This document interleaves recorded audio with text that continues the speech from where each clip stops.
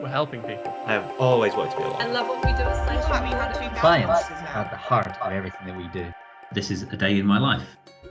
I'm Kira Wilkinson and I'm part of the General Counsel office at Slater Gordon law firm. I'm an in-house solicitor dealing with company, commercial and corporate matters and a bit of IP and contracts and anything else thrown in for good measure.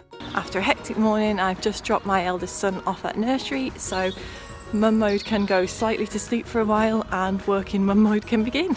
Bring it on. I have my morning porridge and a cup of tea, and I'm going to start my day tackling the emails that came in since I was last logged on. There is no such thing as an average day, and I think that's what brings most lawyers in-house. With the business as your only client, you have to be ready to respond instantly to any rapidly emerging issues. So I've caught up on my emails. I've done some tasks that needed to be done this morning urgently, mostly in relation to a deed of assignment that I'm working on, and I'm now about to jump onto a call to discuss tax warranties on a project I'm working on, so wish me luck. I also deal with corporate projects. These will be matters relating to company's house or shares, possibly some mergers and acquisitions. I look after the company's intellectual property portfolio, where I liaise with external consultants to support that. So time for a spot of lunch with some reading material, the Law Gazette.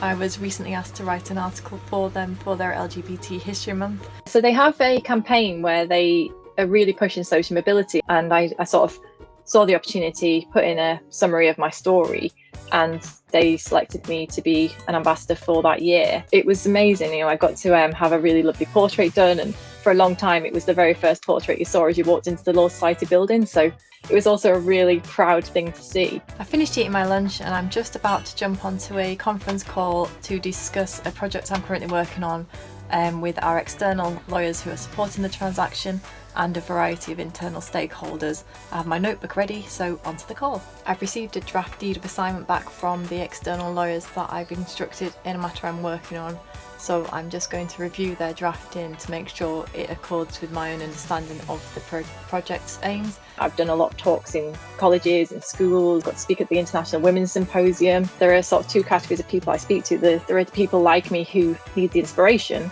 but there are the people who are the opposite of me who don't know about that struggle because it's not something they've ever experienced.